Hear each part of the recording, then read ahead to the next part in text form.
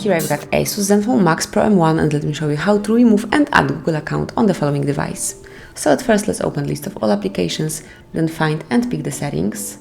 It's time to open user and accounts and click on the current one, which is Google account, and if you would like to remove it, tap on remove account. Now you have to confirm that you would like to remove this account. Just be aware that removing this account will delete all the messages, contacts and other data from this phone, but I would like to do it, so confirm that you want to remove your Google account by tapping on OK. If you have the pattern, you will have to enter it, and that's it. As you can see, now it disappeared. And then if you would like to add Google account, simply open accounts one more time, user and accounts, and click on add account. Now you have to select Google, obviously, and enter your email address or phone number.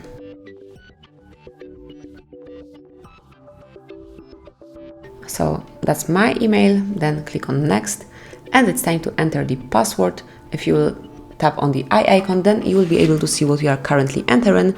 Let me enter my password off the screen. And as only the password is entered, click on next.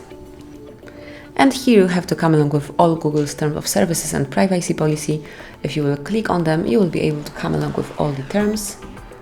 And if you agree with all of the above, click on I agree.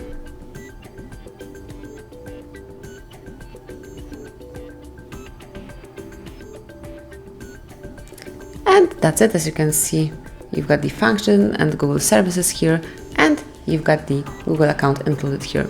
So that would be all. This is how you can add and remove Google account from your ASUS ZenFone Max Pro M1. Thank you for watching. Please subscribe our channel and leave the thumbs up.